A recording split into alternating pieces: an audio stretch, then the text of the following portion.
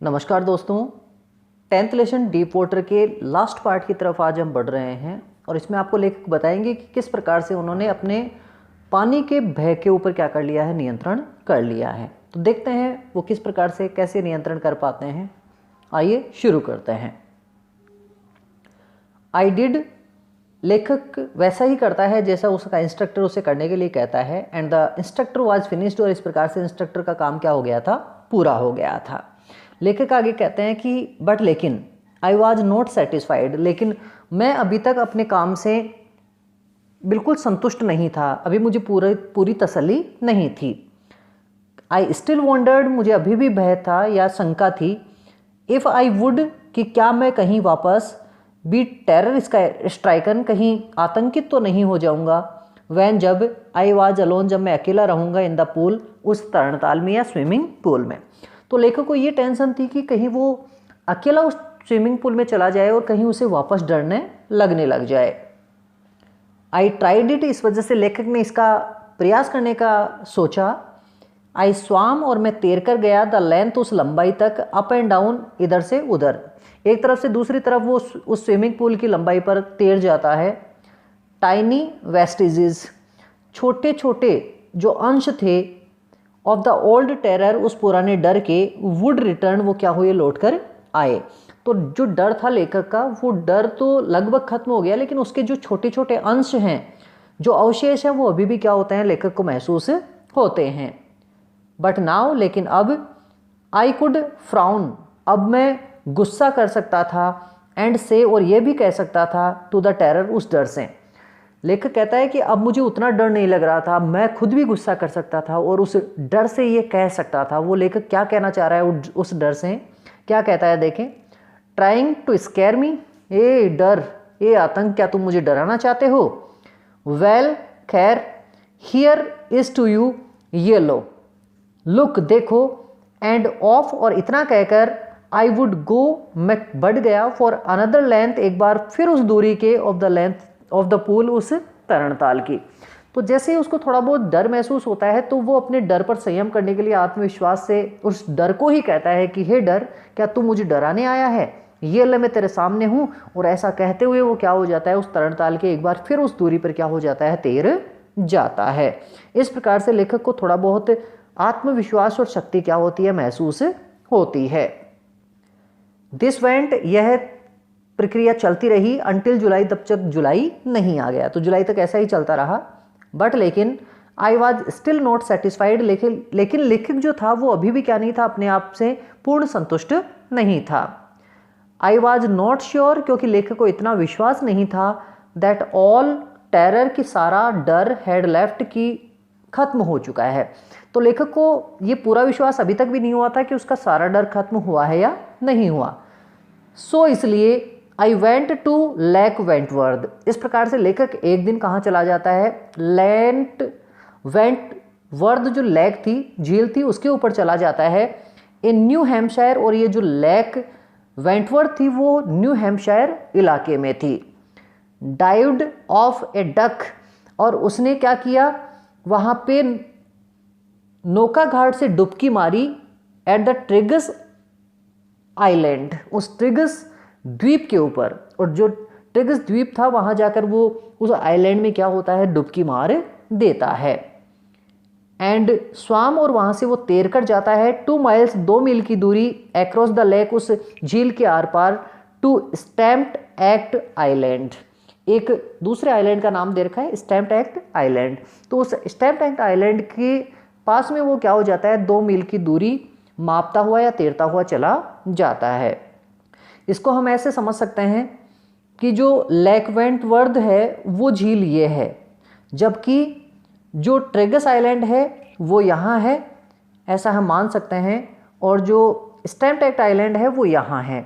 तो लेखक क्या करता है, इस ट्रेगस आइलैंड से क्या करता है, डुबकी मारता है और इस झील को 2 मील की दूरी तक पार करता हुआ क्या हो जाता है, इस स्टैम्प्ड एक्ट आइलैंड पर क्या हो जाता है, वो पहुंच जाता है। आई स्वाम, मैंने तैरने का कार्य किया। द क्राउल ब्रेस्ट स्ट्रोक, ये कुछ तौर तरीके हैं, क्रियाएं हैं स्टाइल्स हैं क्या करने की, तैरने की। Side stroke and back stroke, ये कुछ फोटोज़ में आप देख पा रहे हैं, ये अलग अलग क्रियाएं होती हैं जिनके माध्यम से लोग क्या करते हैं, पानी में तैरते हैं। तो ये सारी क्रियाओं के द्वारा, स्टाइल्स के द्वारा लेखक क्या करता है, शैलियों के द्वारा लेखक भी तैरता है। ओनली केवल वंस, एक बार, द टेरर रिटर्न, वो जो डर था वो थोड़ा बहुत क्या हुआ, लेखक को वापस महसूस हुआ। केवल एक बार ऐसा हुआ कि उसे थोड़ा बहुत डर लगा। वैन, जब, I was in the middle, जब मैं बीच में था, ऑफ द लेक, उस झील के। तो लेखक जब झील के बीच में जाता है तो उसे थोड़ा बहुत डर लगता है। I put my face under, क्योंकि मैंने अपने चेहरे को पानी के अंदर दिया। एंड सा नथिंग, और मुझे कुछ भी नजर नहीं आया। बट बॉटमलेस वाटर, क्या नजर आया, वह अथाह पानी। उसे डर इसलिए लगा क्योंकि वहां पे उसे पानी के अलावा कुछ भी नजर नहीं आया, और पानी भी कैसा, अथाह, जिसकी कोई थाह नहीं थी या सीमा नहीं थी, तल नहीं था। द ओल्ड सेंसेशन, वही पुरानी अनुभूति, वही पुराना अनुभव। रिटर्न, वो लौट कर आ गया। इन मिनिएचर, थोड़े बहुत अल्प अंशों में। तो वही जो डर तो उसे पहले महसूस हो रहा था, वैसा ही डर उसे वापस क्या होता है, आज वापस महसूस होता है। अब लेखक कहते हैं आई लाव्ड, इस वजह से मैं हंसा। एंड सैड, और मैंने कहा, वेल मिस्टर टेरर, हे मिस्टर आतंक, हे मिस्टर डर। तो वो उसको एक तरह से सम्मान दे रहा है डर को, और कह रहा है, क्या कह रहा है, वॉट डू यू थिंक, तुम्हें क्या लगता है, you can do to me, कि तुम मेरा कर सकते हो। लेखक ने डर से पूछा कि तुम मेरा कर क्या सकते हो, ये तो बताओ। इट फ्लैड, और इतना लेखक की बात सुनकर जो डर था वो भाग गया। एंड आई स्वाम ऑन, और मैं क्या करता रहा, तैरता रहा। तो लेखक आज उसे थोड़ी बहुत जब पुरानी अनुभूति उस डर की होती है तो वह निडरता के साथ उस डर को कहता है कि तुम मेरा बिगाड़ क्या सकते हो। ऐसा सुनकर लेखक का जो डर था वो क्या हो जाता है, गायब हो जाता है। इसका तात्पर्य यह है कि लेखक क्या हो चुका है, निडर बन चुका है। यट, फिर भी, आई हैड रेजिड्यूल डाउट्स, लेकिन लेखक को अभी भी थोड़े बहुत कुछ बचे कुचे शंकाएं थी, कुछ डाउट थे। एट माई फर्स्ट अपॉर्चुनिटी, और अपने पहले ही अवसर पर, आई हरिड वेस्ट, मैं पश्चिमी दिशा की तरफ क्या हो गया, चल पड़ा। तो लेखक को अभी भी थोड़ी बहुत शंकाएं हैं, तो लेखक पश्चिमी दिशा की तरफ जाता है। क्या करता है वो पश्चिमी दिशा में, वेंट अप द टाइटन, वो टाइटन से चढ़ता हुआ, टू कॉनरेड मिडोज, कॉनरेड जो चारागाह है वहां पर क्या हो जाता है, चला जाता है। तो टाइटन से जाता हुआ कॉनरेड मिडोज या चारागाह पर पहुंच जाता है। Up the Conrad creek trail, और कॉनरेड की जो पगडंडी थी वहां पर वो जाकर, टू मीड ग्लेशियर, कहाँ पर पहुंच जाता है, एक मीड ग्लेशियर, ग्लेशियर कहते हैं हिमखंड को, हिम पर्वत जिसे आप कहते हैं। तो वो टाइटन से स्टार्ट होकर कॉनरेड मिडोज में जाता है, और वहाँ से कॉनरेड जो ट्रेल थी, जो पगडंडी थी, उससे होता हुआ मीड ग्लेशियर या फिर उस हिमखंड पर क्या हो जाता है, वो पहुँच जाता है।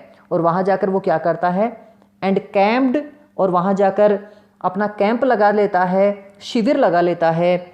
इन द हाई मिडो, उस उच्च चारागाह भूमि पर, by the side of warm lake, उस उच्च भूमि पर जिसके ठीक पास में क्या बहती थी, गर्म झील, वार्म लेक, जिसके ऊपर वो पहले भी एक बार क्या गया था, मछलियां पकड़ने के लिए गया था। तो लेखक वार्म लेक के पास में जाकर उस उच्च भूमि पर अपना शिविर क्या कर लेता है, लगा लेता है।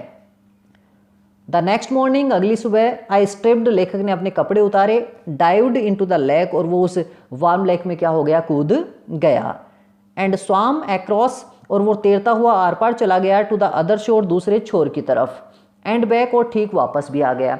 लेखक उस झील में कूदा, उसको आर पार पार किया और फिर वापस अपने स्थान पर आ गया। जस्ट एज डूग कॉर्पोरन यूज्ड टू डू, ठीक वैसा ही उसने ये काम किया है जैसा डूग कॉर्पोरन किया करते थे। तो डूग कॉर्पोरन भी एक ऐसा ही व्यक्ति था जो उस झील को आर पार क्या किया करता था, तैरा करता था। तो आपसे पूछा जा सकता है कि लेखक ने किसके समान उस झील को आर पार किया, तो आप क्या बताएंगे, डूग कॉर्पोरन। आई शाउटेड, मैं चिल्लाया, विद जॉय, खुशी से, क्योंकि अब लेखक को डर नहीं लग रहा था तो वो खुशी से चिल्लाता है। एंड द गिलबर्ट पीक, और वहाँ पे एक गिलबर्ट क्या थी, एक पहाड़ी थी, चोटी थी। रिटर्न द एको, उसने मेरी गूंज को क्या किया, प्रतिध्वनित किया। जैसे ही मैंने बोला तो वो जो मेरी आवाज़ थी वो वापस प्रतिध्वनित होकर मेरे पास ही आई, ऐसा लेखक कह रहा है। प्रतिध्वनि का तात्पर्य, हम जब कभी कभार ऐसा होता है कि हम कुछ बोलते हैं तो वही आवाज़ वापस गूंज कर आती है, ऐसा ही लेखक के साथ हुआ। आई हैड कॉन्क्योर्ड, और मैंने इस प्रकार से अधिकार कर लिया था, माई फियर ऑफ वाटर, मेरे उस पानी के डर पर। इस प्रकार से अंततः लेखक को महसूस होता है कि उसने अपने पानी के डर पर क्या कर लिया है, अधिकार कर लिया है, नियंत्रण कर लिया है। द एक्सपीरियंस, यह मेरा जो अनुभव है, हैड ए डीप मीनिंग, उसकी एक बहुत गहन अर्थ है, फॉर बी, मेरे लिए। अर्थ का तात्पर्य यहाँ पे महत्व भी कह सकते हैं। लेखक का ये जो डर का जो अनुभव था वो उसके जीवन में बहुत बड़ा महत्व रखता है। एज, जैसा कि ओनली दोज, केवल वो लोग, हु हैव नोन, जो जानते हैं, स्टार्क टेरर, उस बहुत ही कठोर डरावने डर को, एंड कॉन्क्योर्ड, और जिन्होंने अधिकार किया है इट, इस डर के ऊपर, कैन अप्रिसिएट, वही क्या कर सकते हैं, मेरे इस कार्य की प्रशंसा कर सकते हैं। लेखक कहता है कि डर क्या होता है और डर पर किस प्रकार से विजय प्राप्त की जा सकती है, ये बात केवल वही लोग जान सकते हैं जिन्होंने कभी डर को अपने जीवन में महसूस किया है और जिन्होंने उस डर के ऊपर क्या किया है, अधिकार भी किया है या नियंत्रण भी किया है। वही लोग मेरे इस कार्य को क्या कर सकते हैं, प्रशंसा की नज़र से देख सकते हैं। इन डेथ, क्योंकि मृत्यु के अंदर देयर इज पीस, क्या होती है, शांति। जब तक व्यक्ति जिंदा रहता है, जीवन रूपी कार्यों में, सांसारिक कार्यों में उसको अन्य प्रकार के कष्ट झेलने पड़ते हैं, वेदनाएं होती हैं, मानसिक रूप से या शारीरिक रूप से, लेकिन जब वो मर जाता है तो उसे किसी प्रकार की कोई चिंता नहीं होती। वो शांतिपूर्ण जीवन क्या होता है, अपना मृत्यु में ढूंढने चला जाता है। तो लेखक कहता है कि मृत्यु में भी शांति है, लेकिन देयर इज टेरर, लेकिन जो आतंक है, ओनली इन द फियर, उस डर में है, ऑफ डेथ, जो मृत्यु का है। हम डरते क्यों हैं, मृत्यु के डर से। तो डर का एक ही कारण है, डर, और वो भी किसका, मृत्यु का। लेखक ऐसा कहना चाहते हैं। एज रूजवेल्ट न्यू, क्योंकि ये बात रूजवेल्ट भी जानते थे। फ्रैंकलिन डी रूजवेल्ट कौन थे, अमेरिका के राष्ट्रपति, और लेखक उनके बहुत अच्छे क्या थे, मित्र थे। तो लेखक कहते हैं कि व्यक्ति को एक ही चीज़ से दुनिया में डर लगता है और वो क्या है, मृत्यु का डर। वैन ही सेड, क्योंकि रूजवेल्ट ऐसा कहा करते थे। आपसे पूछा जा सकता है रूजवेल्ट क्या कहते थे, तो देखें, all we have to fear, अरे वो चीज़ जिससे हमें डरना चाहिए, इज फियर इटसेल्फ, वो अपने आप में क्या है, डर। तो डर ही है जिससे लोग डरते हैं और हमें डरना चाहिए। ये किसके शब्द हैं, फ्रैंकलिन डी रूजवेल्ट के। बिकॉज, क्योंकि आई हैड एक्सपीरियंस्ड, क्योंकि मैंने अनुभव किया था, बहुत द सेंसेशन, उस अनुभूति का, ऑफ डाइंग, मृत्यु का। क्योंकि लेखक उस स्विमिंग पूल में लगभग मर ही गया था, मृत्यु का उसने लगभग क्या कर लिया था, अनुभव कर लिया था। एंड द टेरर, और उसने उस डर को भी महसूस किया है, दैट फियर, जो डरा देता है, ऑफ इट कैन प्रोड्यूस, जिससे क्या होता है, डर उत्पन्न होता है।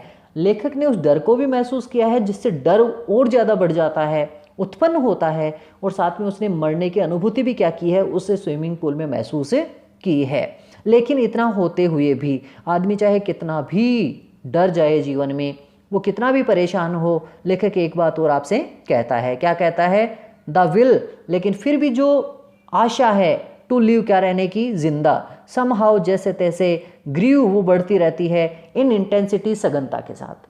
चाहे जीवन में कितनी ही परेशानियां आए, कितना ही डर आए, आतंक आए, लेकिन फिर भी जो जीने की जो इच्छा है, जीने की जो इच्छा है, वो निरंतर रूप से सघनता के साथ क्या होती रहती है, बढ़ती रहती है। और हिंदी में जीने की इच्छा को जिजीविषा कहते हैं, जिजीविषा। तो इस प्रकार से जिजीविषा निरंतर व्यक्ति में बनी रहती है। एट लास्ट, अंत में, आई फेल्ट रिलीज्ड, अंततः लेखक को जब अपने डर पर काबू हो जाता है तो वो अपने जीवन में थोड़ा आराम महसूस करता है। और आराम उसे कब मिला, फ्री, क्योंकि अब वो आज़ाद हो चुका था, टू वॉक द ट्रेल्स, उन पगडंडियों पर चलने के लिए। क्योंकि वो पगडंडियाँ जिन पर चलने से उसे पहले डर लगता था, आज वो उन पर चल सकता है।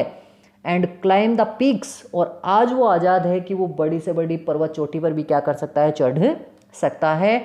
And to brush aside fear, और आज उसमें इतनी ताकत है, शक्ति है, मनोरथ है, उसमें हिम्मत है कि वो क्या कर सकता है, अपने जीवन के और अपने मस्तिष्क के डर को क्या कर सकता है, अपने से दूर कर सकता है। ब्रश असाइड का तात्पर्य हटा देना, मिटा देना, खत्म कर देना। और लेखक अंततः क्या होते हैं, इस प्रकार से उस पानी के डर पर क्या कर लेते हैं, अंततः अधिकार कर लेते हैं या विजय प्राप्त कर लेते हैं। और आपके लेखक का जो नाम है, मैंने आपको पहले कई बार बोलकर बता दिया है, वो है आपके विलियम ओ डगलस। विलियम ओ डगलस ने बहुत ही अच्छी तरह से आपको जीवन में बताया है कि किस प्रकार से जीवन के अंदर हमें कई प्रकार की समस्याओं का सामना करना पड़ता है, लेकिन हमें बिना रुके, बिना थमे, बिना थके निरंतर उनसे संघर्ष करते रहना चाहिए और हमें एक दिन निश्चित रूप से क्या होंगे, कामयाब होंगे। तो ये आपका लेसन था। विलियम डगलस ने बहुत अच्छी तरह से आपको सारी बातें समझाई हैं। आशा करता हूँ कि मेरे द्वारा किया गया एक्सप्लेनेशन आपको पसंद आया है। आपको यदि वीडियो अच्छा लगा है तो इसे लाइक करें, शेयर करें अपने मित्रों के साथ और सब्सक्राइब करना न भूलें। और हो सके तो बेल आइकन को भी ज़रूर दबाएं जिससे कि नए वीडियो की आपको नोटिफिकेशन मिले। फिर मिलते हैं एक नए वीडियो के साथ। तब तक के लिए जय हिंद, वंदे मातरम।